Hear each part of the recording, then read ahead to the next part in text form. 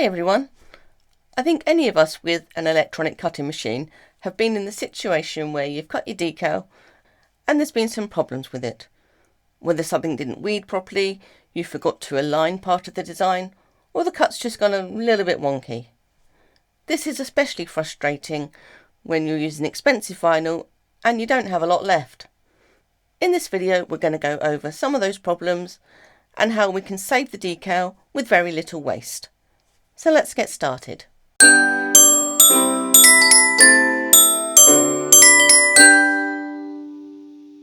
Welcome to this month's video in my 12 months of motivational crafting series.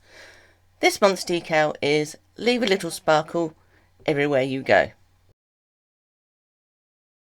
I've cut the decal out from my HTV Ront rainbow glitter vinyl and straight away you can see that there is a character missing. It didn't cut quite right and was weeded away accidentally, but that's quite an easy fix. All we have to do is cut a separate P from a scrap piece of vinyl.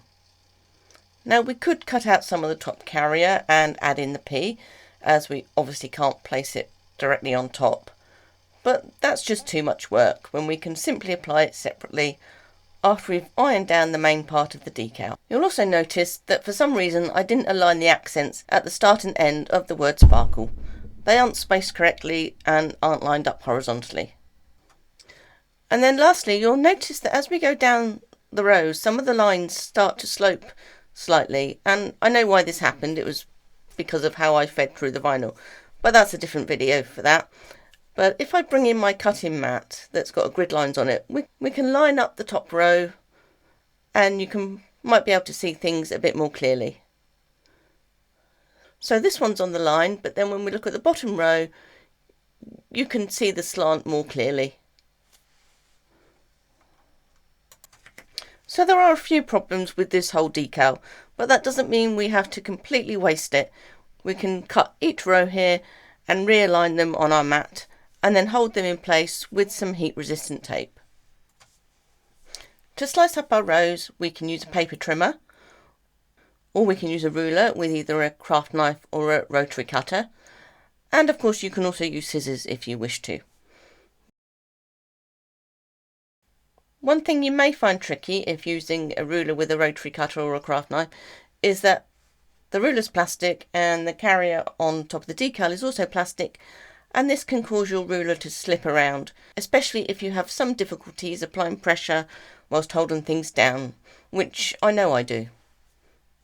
So to help, I'm going to do what I often like to do and raid my DIY stash to grab a couple of squares of sandpaper. And I'm going to fold them in half so that it's rough against both the ruler and the surface.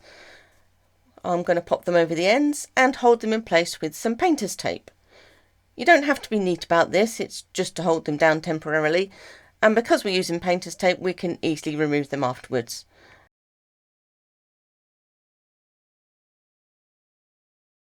And this helps to stop the ruler from sliding around. You can buy little stickers that also help, but personally I think they're a little bit expensive and they can't be taken on and off as easily.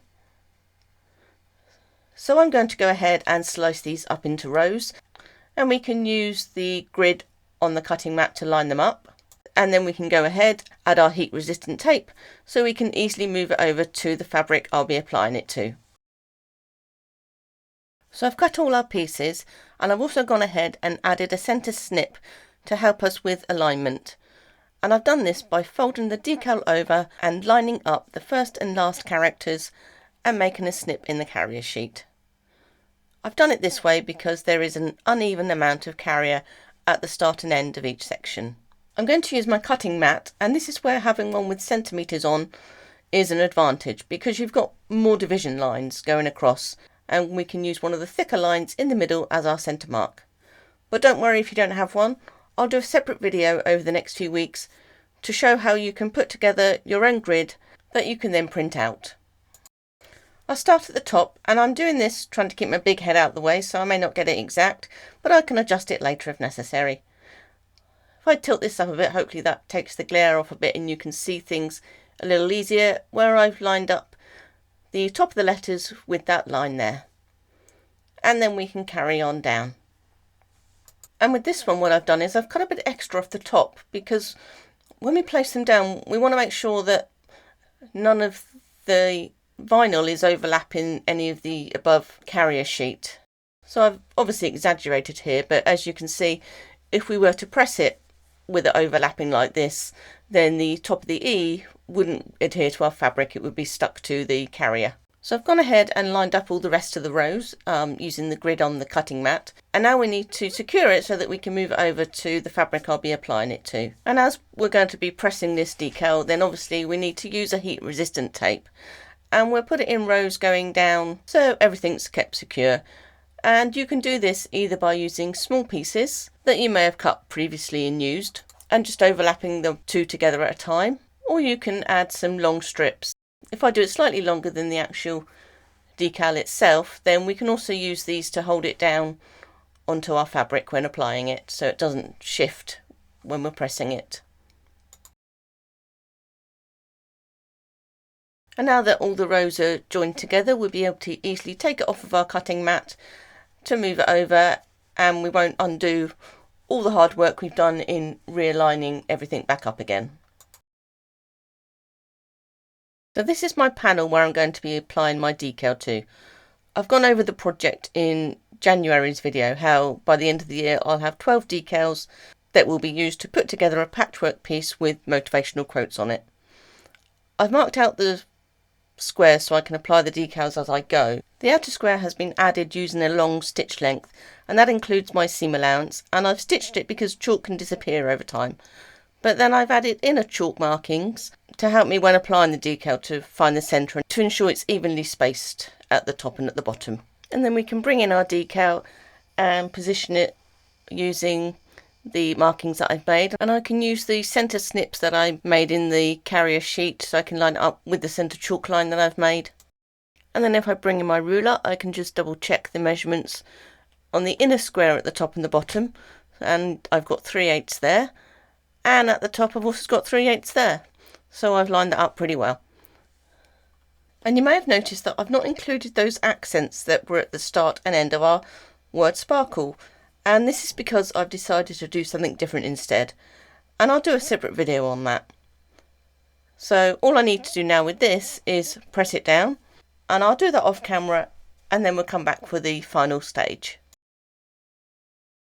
So that's the main part of the decal applied with my press, and I can use a damp cloth later to wipe away those chalk lines, or they will actually fade by themselves over time. And the last thing we need to do in this video is apply our pesky P. I could use the larger press again, but today I'm going to use my little Swan travel iron. You can get mini craft irons, but they can be expensive, and you do have less control over the temperature settings, as they usually just have low, medium and high. So I went for the cheaper option of a £20 travel iron, and it's one of those things that can fluctuate in price, so stick it on your Amazon wish list and keep a track of it. Now if we put a heat source directly onto the HTV that's uncovered, then it's going to melt. I could have left the majority of the carrier sheet on that was on the rest of the decal, but I find it much easier to just remove it all and use a Teflon sheet. I'll place it so that it covers all of the decal so that we can keep it all protected, and I know roughly where the P is under my sheet. So with my heated iron, I'm just going to add a bit of pressure and hold it in place for around 20 seconds.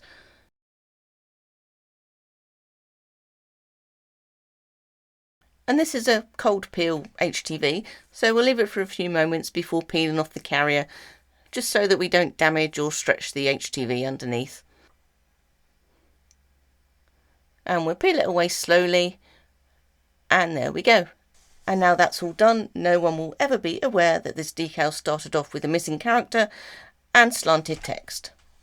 If you would like a copy of this file, you can grab it from my Ko-fi page for free, or you can leave a tip if you like, and I'll link to that in the description below.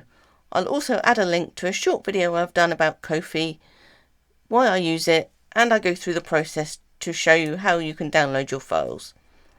As said, I will be adding to this decal in a separate video, and I'll also do the video showing how you can create your own grid to print out and use for various projects.